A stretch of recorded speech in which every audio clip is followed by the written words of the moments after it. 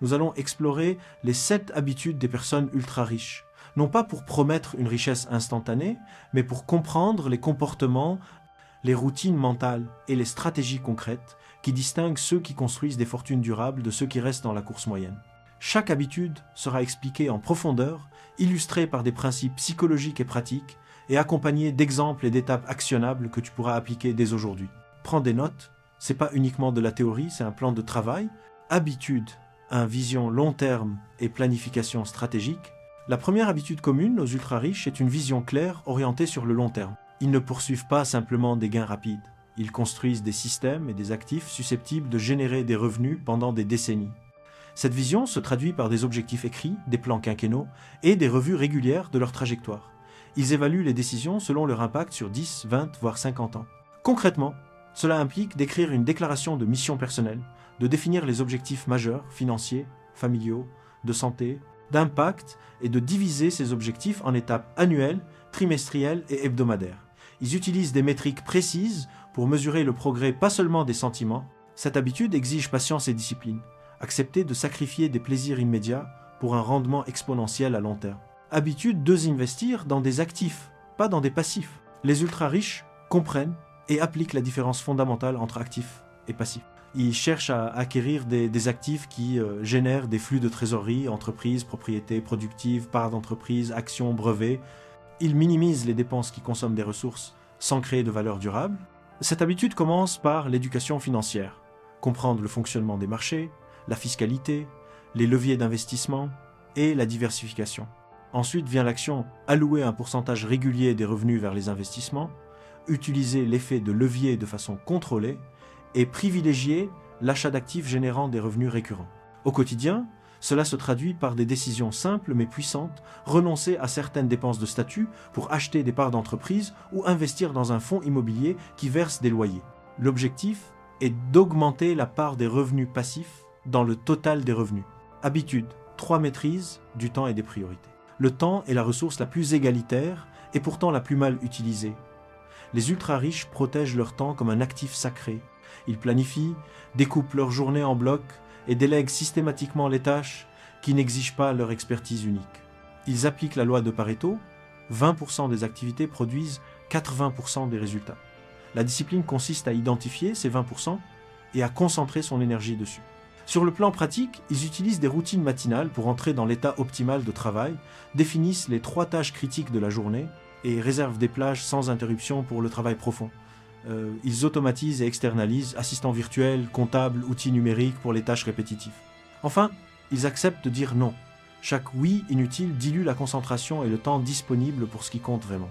Habitude, 4 apprentissages continus et cercle d'excellence. Les personnes ultra riches ont une soif d'apprentissage permanente. Elles lisent beaucoup, suivent des mentors, assistent à des conférences et s'entourent d'un cercle d'excellence des personnes plus compétentes ou plus ambitieuses qu'elles. L'apprentissage n'est pas seulement théorique, il est appliqué. Elles expérimentent, échouent rapidement et transforment l'échec en données utiles pour s'améliorer. Concrètement, cela signifie consacrer du temps chaque semaine à la lecture ciblée, structurer l'apprentissage court, mentor, masterminds, et tenir un journal de synthèse pour transformer l'information en décision. Elles choisissent leurs compagnons de route avec prudence. L'environnement social influence énormément le comportement et la norme d'effort. Pour toi, cela peut commencer par rejoindre des groupes professionnels, chercher un mentor ou simplement échanger régulièrement avec des personnes qui te poussent vers le haut. Habitude 5, gestion optimisée des risques et résilience financière. La richesse durable se construit en équilibrant opportunité et prudence. Les ultra-riches savent prendre des risques calculés, mais ils gèrent ces risques avec des stratégies précises. Diversification, assurance, liquidité de sécurité, analyse rigoureuse des scénarios. Ils ne cherchent pas l'excitation du pari aveugle. Ils évaluent les pires scénarios et se préparent à y survivre. Cette approche se traduit par une allocation d'actifs réfléchis, l'utilisation d'instruments financiers pour couvrir certains risques et la constitution d'un fonds de réserve suffisant pour passer les périodes difficiles sans devoir liquider des actifs au mauvais moment. La résilience financière s'étend aussi à la diversification des compétences et des sources de revenus. Enfin, la gestion du risque est mentale. Garder sang-froid, éviter la panique et prendre des décisions rationnelles même sous stress. Habitude 6, communication persuasive et influence éthique, la capacité à convaincre, à vendre une idée, un produit ou une équipe est essentielle. Les ultra-riches excellent souvent dans l'art de la communication persuasive. Raconter une histoire claire, identifier les besoins de l'autre et structurer un discours qui crée de la valeur. Mais ils l'utilisent de façon éthique. L'influence sert à proposer des solutions gagnant-gagnant, pas à manipuler. Concrètement, cela implique de travailler sur son pitch, d'apprendre la narration commerciale et de développer l'écoute active. Il maîtrise également les canaux modernes, réseaux, médias et relations publiques. Investir dans son image professionnelle, dans sa marque personnelle et dans la qualité des présentations est un levier qui paye énormément. Pour toi, commence par clarifier le message que tu veux transmettre, affiner ta proposition de valeur et t'entraîner à la présenter en quelques phrases percutantes. Habitude 7, discipline émotionnelle et gestion de l'attention. La dernière habitude, mais non la moindre, est la capacité à gérer ses émotions et son attention. Les ultra-riches ne laissent pas leurs décisions être dictées par la peur du jugement, l'envie ou la gratification instantanée. Ils développent des pratiques pour stabiliser leur mental, méditation, exercice physique régulier, sommeil de qualité, routine.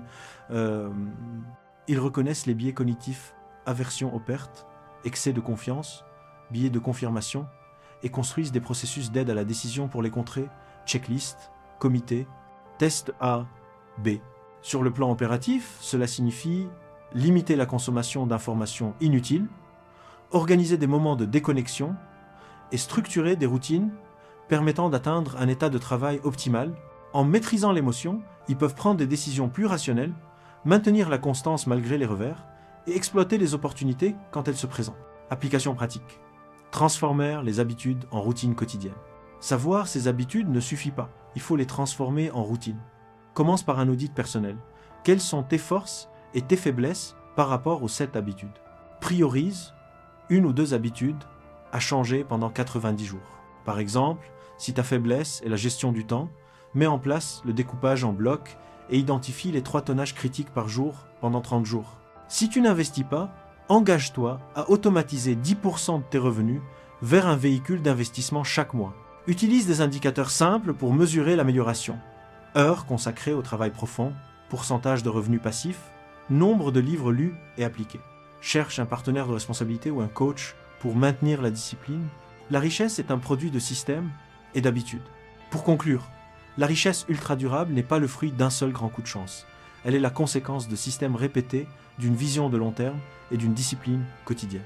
Les 7 habitudes que nous avons détaillées, vision long terme, focalisation sur les actifs, maîtrise du temps, apprentissage continu, gestion des risques, communication persuasive et discipline émotionnelle, forment un cadre cohérent. Elles se renforcent mutuellement, améliorer une habitude facilite les autres. Si tu veux réellement transformer ta trajectoire, choisis une habitude, pratique-la avec constance, mesure ton progrès et répète. Si cette vidéo t'a apporté de la valeur, abonne-toi pour ne pas rater les prochaines analyses pratiques. Laisse en commentaire quelle habitude tu souhaites adopter en premier et pourquoi je lirai chaque commentaire.